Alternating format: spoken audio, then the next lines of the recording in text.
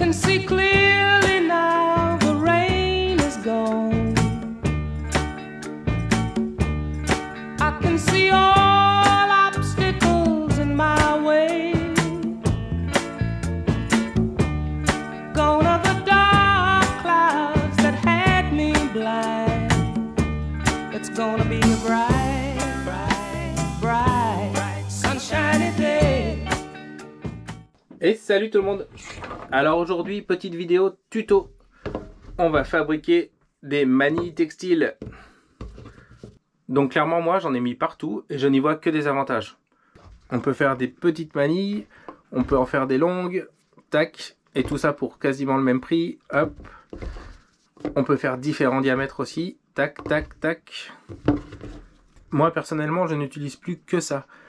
Ça coûte pas cher. Il n'y a pas de dragage, donc il n'y a pas d'usure sur le gel coat, il n'y a pas un bruit un peu désagréable des poulies qui...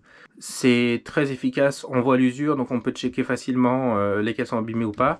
Il n'y a pas besoin d'entretien outre mesure, parce que quand on... Sur les manilles classiques, il faut quand même vérifier souvent le serrage, et quand ça pète, ça pardonne pas. Par exemple, si vous pétez, si vous avez une manille de votre écoute de GV qui s'est desserrée, la voile elle part vite, et ça peut même représenter vite fait un danger. Là au moins vous êtes sûr qu'il n'y aura jamais de desserrage, qu'il n'y aura pas de rupture inopinée. La manille textile en fait elle vous indiquera qu'elle est en train de péter. Donc vraiment clairement moi j'en mets partout. Je vais vous expliquer comment ça fonctionne. C'est hyper facile à fabriquer. On a besoin simplement de bouts de dynéma, d'une aiguille creuse, tac, d'un marqueur et c'est tout. Ça coûte pas cher du tout parce qu'un bout de dynéma ça doit coûter 2 € le mètre si on le paye cher. Donc pour 10 € vous vous faites 7 ou 8 manilles. Donc c'est vraiment top. Allez, je vous montre ça tout de suite. Donc pour obtenir une manille, d'à peu près ce diamètre là, donc à peu près 4 cm de diamètre intérieur quoi en quelque sorte. Pour du bout de 3 mm, il va vous falloir à peu près 60 cm. Ok. Ça varie selon le diamètre du bout. Plus le diamètre va être gros, plus il faudra augmenter pour avoir le même diamètre intérieur. C'est assez logique. Et vous allez voir que la réalisation elle est super simple. Donc on va prendre 60 cm. Donc là on a notre bout de 60 cm qu'on va repérer au marqueur. Hop.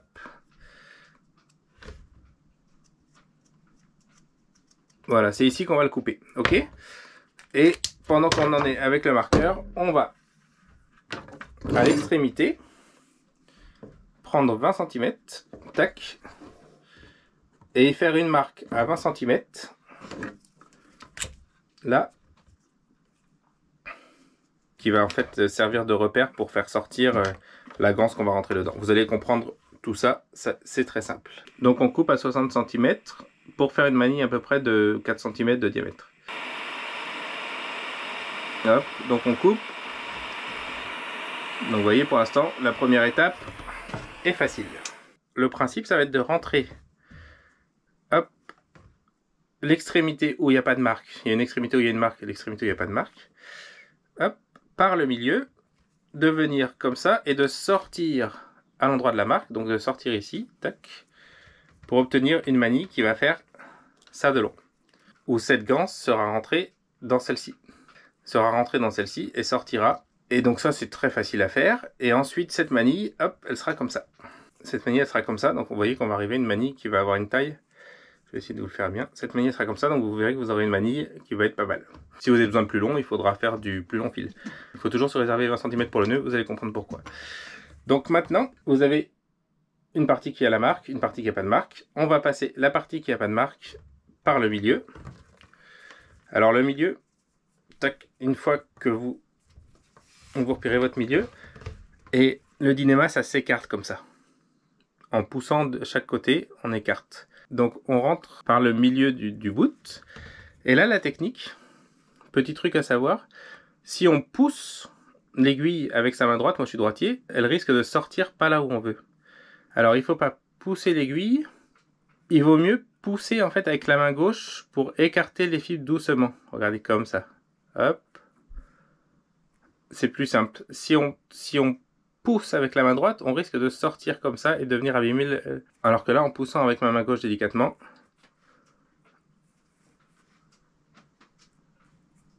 hop, je suis bien. Et là, une fois que mon aiguille est arrivée au niveau de la marque que j'ai faite tout à l'heure, là, les 20 cm qui vont servir à faire le nœud, on va sortir. Une fois qu'on a fait ça, on est sorti. Et donc, il va falloir, hop, passer cette ganse qui est accrochée à l'aiguille. Si vous avez peur que la ganse ici ne reste pas accrochée à l'aiguille, vous pouvez scotcher, hein, ça marche très bien. Hop.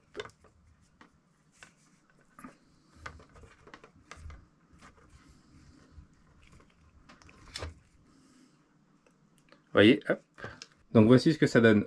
On a le brin qui rentre, hop, qui passe à l'intérieur de la gaine et qui ressort. Et donc on se retrouve avec ça qui est la première partie de la manille. C'est vrai que c'est la plus facile. La partie la plus difficile, ça va être vraiment ça. Ça va être de faire ce qu'on appelle le nœud de sifflet de Bosco, qui va en fait consister à faire une boule avec ces deux brins là. Donc moi, j'ai jamais réussi à le... Il y a plusieurs méthodes pour le faire. Moi, je n'ai jamais réussi à le faire autrement qu'en m'aidant de mes deux doigts, là. Voilà. J'arrive à le faire que dans mes mains. Je n'arrive pas à le faire différemment. Bon, c'est peut-être parce que je suis moins doué que les autres. Donc, le principe, ça va être de faire un nœud de carrick qu'on va finir d'une façon particulière pour obtenir cette boule. Donc, pour faire le nœud de carrick, donc le brin, je le mets à cheval sur mes deux doigts. Il y en a un qui passe derrière, celui-là c'est celui de derrière, celui-là c'est celui de devant. Ok, il passe devant, tac, et l'autre passe derrière. Ok, j'essaie de bien vous le montrer. Et donc pour faire ce nœud, avec le brin qui est derrière, donc on prend le brin qui est derrière et on va former une ganse, tac, et qu'on va venir placer au-dessus du brin qui est devant. J'ai fait une ganse et je la place au-dessus du brin qui est devant. Hop, je vous montre au fur et à mesure les étapes. Si jamais je ferai un petit ralenti, ok. Donc là pour l'instant c'est tout bête, une ganse qu'on vient placer au-dessus du brin qui est devant. Ok.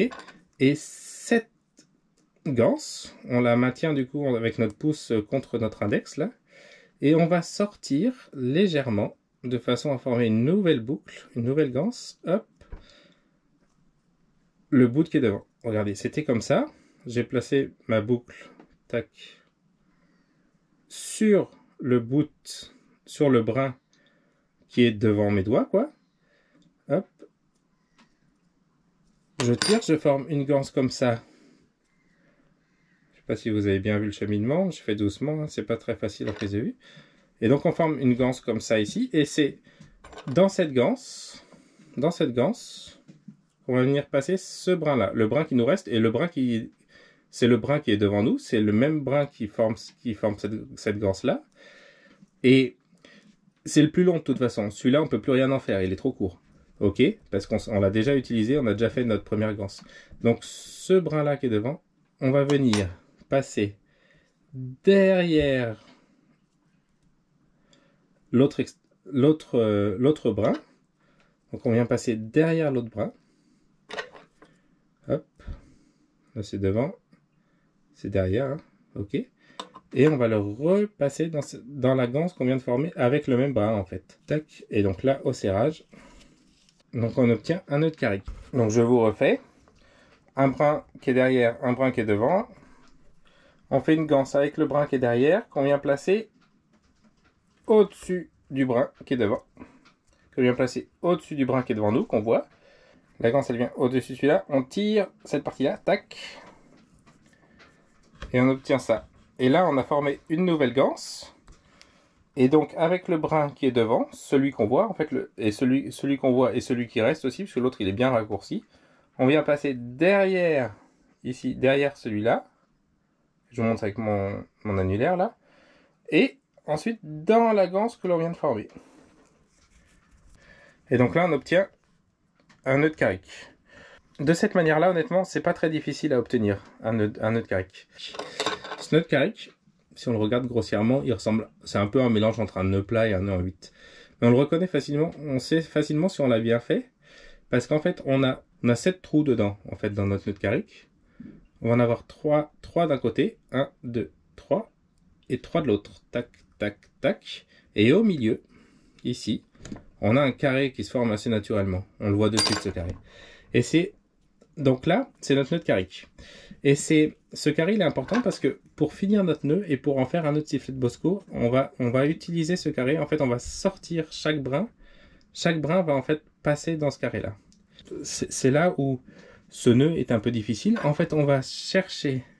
Donc là, vous allez le prendre comme ça, en ayant toujours un brin devant et un brin derrière. Tac. Et là, ici et ici, on a nos deux brins initiaux qui nous ont permis de faire le nœud de carrick. Pour faire le nœud de sifflet de Bosco, donc on va prendre le bout qui est devant, aller chercher, faire le tour du brin opposé. Donc celui qui est derrière nous, là on en a un. On a celui qui est devant nous, c'est celui-là. Et celui qui est derrière nous, c'est celui-là. Donc on va faire le tour du brin opposé. Et on va sortir par le carré que je vous disais. Hop, regardez le brin. Hop. Et l'autre brin, donc celui qui est un peu derrière nous, il va venir passer derrière. Mais du coup, là, à la caméra, ça sera devant. Mais lui, il vient chercher le brin.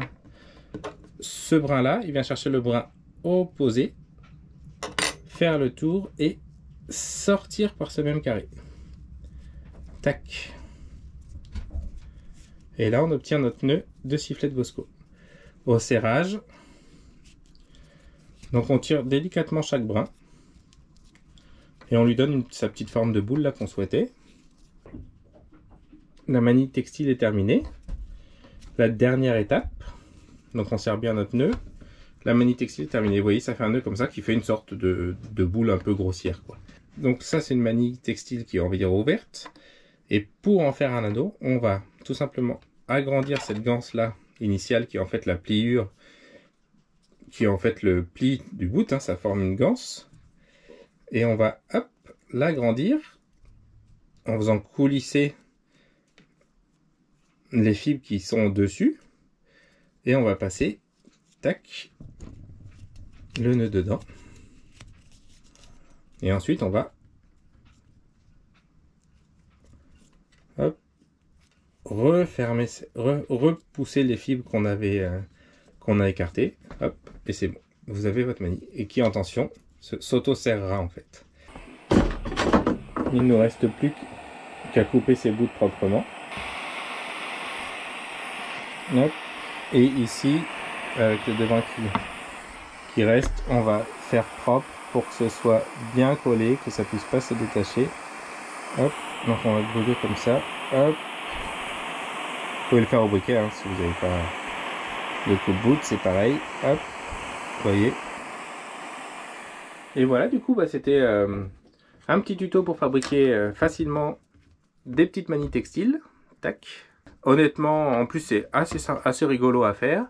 C'est très efficace. C'est, je pense, très bien de savoir faire ça à bord d'un bateau. Honnêtement, à l'usage, c'est top. C'est facile à faire. Ça coûte pas cher. Et donc, n'hésitez pas à l'utiliser. Allez, à bientôt pour une prochaine vidéo. Salut tout le monde, à la prochaine!